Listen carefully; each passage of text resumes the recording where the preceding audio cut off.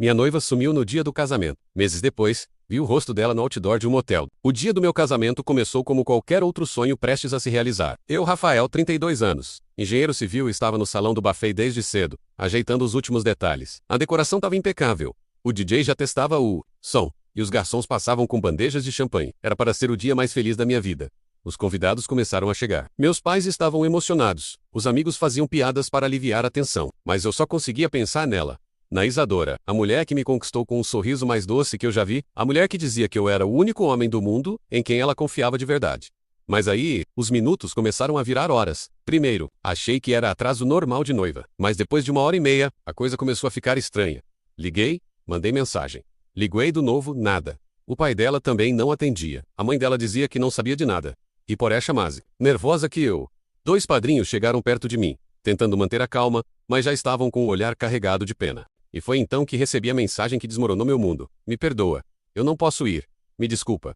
Era da Isadora, sem explicações, sem justificativas. Apenas isso. Eu congelei. Senti o estômago afundar como se alguém tivesse puxado o chão debaixo de mim. Olhei em volta e todos me olhavam de volta, esperando um milagre, esperando ela entrar pela porta. Mas ela não entrou. E foi assim que no dia em que eu devia selar o nosso amor, eu me tornei o homem abandonado no altar. Depois daquela mensagem, o tempo parou. Eu saí do salão sem dizer uma palavra. Peguei meu carro e fiquei dirigindo pela cidade, como se em algum lugar, do nada, ela fosse aparecer. Fui até o apartamento dela, bati na porta, liguei, gritei. Ninguém respondeu. Fui até a casa dos pais dela. Menos a mãe estava trancada no quarto, chorando. O pai dela não estava lá.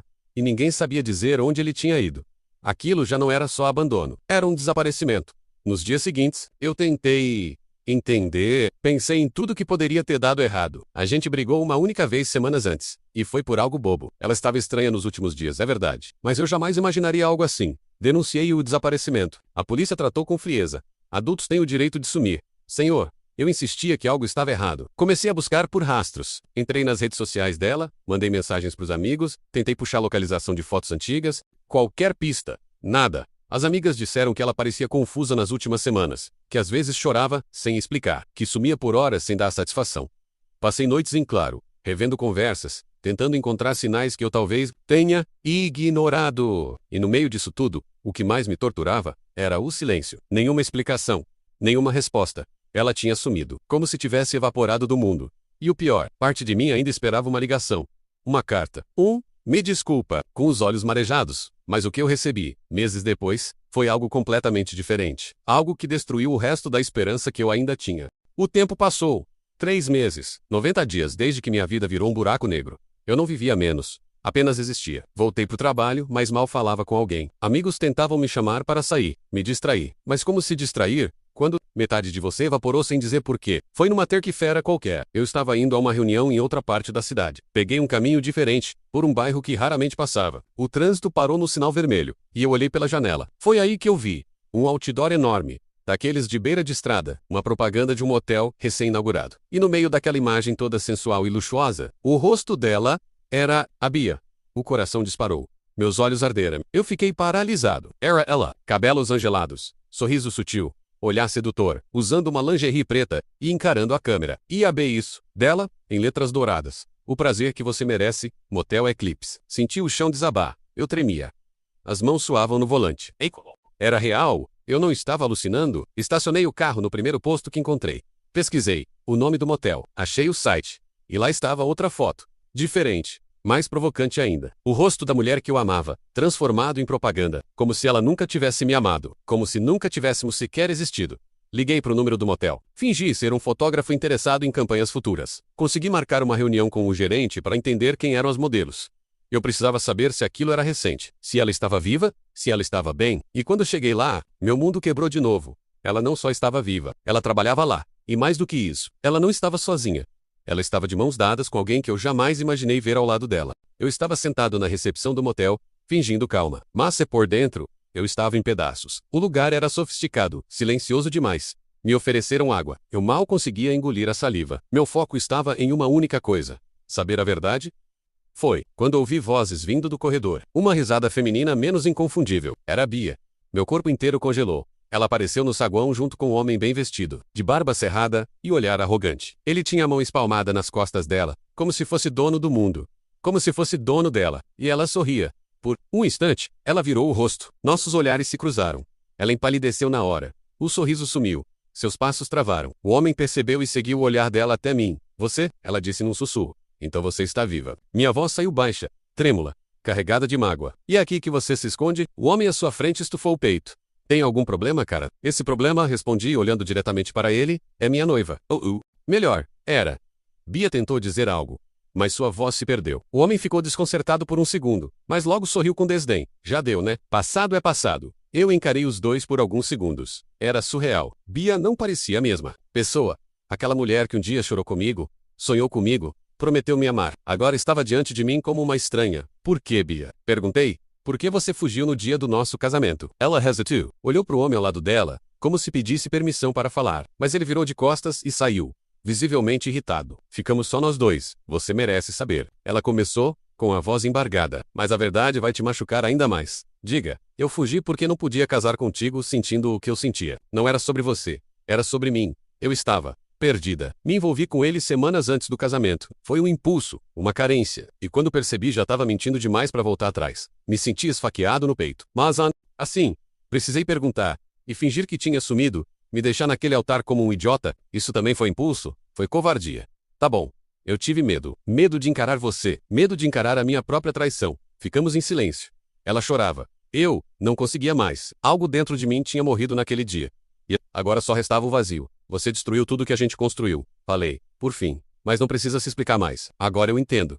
E agora, eu posso finalmente seguir em frente. Me levantei e fui embora. Pela primeira vez, em meses. Com o coração partido, sim, mas com a alma decidida a se reconstruir. Mal sabia eu que aquele reencontro era só o começo. Voltei para casa destruído. Aquela conversa tinha me dado as respostas que eu tanto buscava. Mas elas vieram como socos no estômago. A mulher que eu amava tinha me traído, mentido, fugido, e agora vivia outra vida como se nada tivesse acontecido. Tentei enterrar aquilo, me forcei a sair, voltar a trabalhar, ocupar a mente. Mas algo não fazia sentido. Se ela só queria fugir, por que não pediu o divórcio formalmente? Por que nunca procurou encerrar as pendências? Por que simplesmente disputou? Foi aí que, movido por essa dúvida, decidi procurar um advogado. Precisávamos resolver o casamento no papel, e eu queria fazer tudo certo, oficialmente. Só que, ao puxarem o registro no cartório, veio a bomba. Senhor, sua noiva já está registrada como casada. E não é com você. Como assim? Perguntei, completamente confuso. Ela se casou no civil 2 meses atrás, com outro homem. O sangue gelou nas minhas veias. Isso não pode estar certo. Ela já estava prometida a mim. Não tem como ela ter se casado oficialmente com outra pessoa, se o nosso casamento ainda não foi cancelado aparentemente. O processo foi encerrado por abandono. Um documento assinado em seu nome, autorizando o rompimento unilateral do contrato de união estável, assinado em meu nome. Repeti, em choque. Eu nunca assinei nada! A funcionária apenas deu de ombros, e eu saí de lá com a cabeça girando. Comecei a ligar os pontos. O homem do motel, o desaparecimento repentino, a frisa dela, a forma como ela parecia ter se reconstruído tão rápido. E agora, essa falsificação de assinatura. Bia não apenas me traiu, ela me usou, e ainda por cima falsificou minha assinatura para se livrar de mim legalmente e se casar com outro homem. Isso ia muito além de um drama amoroso. Era crime. Voltei para o meu advogado. Ele foi direto. Isso é falsidade ideológica, e pode dar cadeia. Vamos reunir provas? Aquela história, que começou com um abandono no altar, agora estava se transformando numa investigação judicial, e no fundo, eu já não queria apenas entender o que aconteceu. Eu queria justiça. E pela primeira vez, desde o dia em que ela sumiu, eu senti que estava no controle. O processo correu rápido. Meu advogado entrou com a denúncia de falsidade ideológica e pediu a quebra do sigilo cartorial. Em poucos dias, descobrimos que o documento com a minha assinatura havia sido entregue por um procurador, um homem, que alegava me representar, com uma procuração que também foi falsificada. Eu estava lidando com algo muito maior do que uma traição. Eu tinha sido vítima de um golpe. Com as investigações em andamento, decidi buscar o tal homem com quem Bia havia se casado. Descobri que se chamava Marcelo, um empresário local com uma ficha suspeita. Corrupção, desvio de verbas, lavagem de dinheiro nada comprovado, mas muita fumaça. Foi difícil, mas consegui o endereço de Marcelo. E um detalhe, me chamou a atenção, o mesmo motel onde vi o outdoor com o rosto da Bia. Pertence a Elsim. Ela era o rosto da campanha de marketing do motel do próprio marido. A modelo dos painéis, dos anúncios, tudo fazia parte de um negócio construído ao lado dele. Ou melhor, emitima do mim porque foi com o dinheiro que eu investi no nosso casamento, com a casa que vendi, com os móveis que comprei, que ela começou essa nova vida. Ela me sugou, me usou e desapareceu no segundo em que achou alguém mais vantajoso. Mas não era só isso. No meio da papelada do cartório, havia um endereço de onde foi registrada a procuração falsa. E esse endereço era familiar. Era o endereço da clínica da psicóloga da Bia. Na hora, algo me deu um estalo. Bia fazia terapia há meses antes do casamento. Era uma mulher cheia de traumas, inseguranças, dúvidas. Mas ela falava que a psicóloga estava ajudando, que era essencial no processo de cura. E o respeitava, apoiei. Paguei todas as sessões, mas agora, aquilo cheirava coisa podre. Voltei à clínica fingindo ser um novo paciente. E para minha surpresa, a psicóloga não estava mais lá. Sumiu da noite pro dia, sem deixar contato. As peças estavam se encaixando. Elas estavam juntas nisso desde o início. Bia nunca esteve sozinha. Ela foi aconselhada, treinada, talvez até manipulada. Ou, pior, as duas armaram tudo desde o começo. E, naquele momento, entendi que não estava apenas lutando para superar um abandono. Eu estava enfrentando uma dupla de golpistas e elas estavam 2 passos à minha frente o tempo todo. No dia seguinte à reunião tensa com Bia e Marcelo, eu sabia que não podia mais ficar parado. Era hora de fazer a verdade vir à tona, para que ninguém mais fosse vítima desse golpe. Preparei tudo para a exposição. Um vídeo editado, com as provas reunidas, explicando detalhadamente o que aconteceu comigo, mostrando os documentos falsificados, as imagens da reunião no cartório e a manipulação da psicóloga Viviane. Publiquei em todas as minhas redes sociais, YouTube, Instagram, Facebook. Também enviei para grupos de denúncia, para sites de notícias locais, para amigos e familiares. A resposta foi rápida e avassaladora. Nos primeiros minutos, o vídeo já tinha milhares de visualizações. Mensagens de apoio começaram a chegar de todos os lados. Pessoas que já tinham passado por situações parecidas e que finalmente sentiam que não estavam sozinhas, mas também vieram as ameaças. Bia e Marcelo tentaram me processar. Negaram tudo. Disseram que eu estava inventando para prejudicar a imagem deles. Viviane, a psicóloga, sumiu do radar, apagou suas redes sociais. Mesmo com isso, a justiça foi acionada. Meus advogados juntaram mais provas, com a ajuda da polícia, e abriram investigação contra o trio. Enquanto isso, eu me senti mais leve. A dor não sumiu, mas a raiva deu lugar a algo mais forte. A certeza de que minha voz tinha sido ouvida. E o melhor de tudo, eu estava lutando não só por mim, mas por todas as vítimas que ainda estavam presas nesse ciclo de mentiras. Depois de toda a tempestade, senti pela primeira vez uma luz no fim do túnel. O processo judicial corria, e apesar do desgaste, eu já não era mais o mesmo homem que sofreu calado. Comecei a cuidar de mim. Menos fiz terapia, reencontrei velhos amigos, voltei a praticar esportes, algo que havia abandonado há muito tempo. A confiança que eu tinha perdido estava aos poucos retornando, e com ela, a esperança de dias melhores. Mais importante, aprendi a valorizar meu próprio valor e entender que não merecia nada menos do que respeito e verdade. Aos poucos, construí uma nova rotina, onde meu foco era o meu crescimento pessoal e a busca por felicidade verdadeira. E para quem me acompanhou até aqui, essa é a mensagem mais importante. Mesmo depois da pior traição, da maior decepção, é possível dar a volta por cima, porque a vida não termina na queda, menos ela começa. No momento em que você decide levantar, com o divórcio finalmente concluído, eu saí daquela relação pesada, com a certeza de que tinha feito o que precisava para salvar minha própria vida. A casa ficou com ela, e os bens foram divididos. Mas a minha maior conquista não estava no material, estava na minha liberdade emocional e mental. Hoje, não sou mais um homem inseguro e controlado pelo medo. Recuperei minha autoestima e o controle da minha história.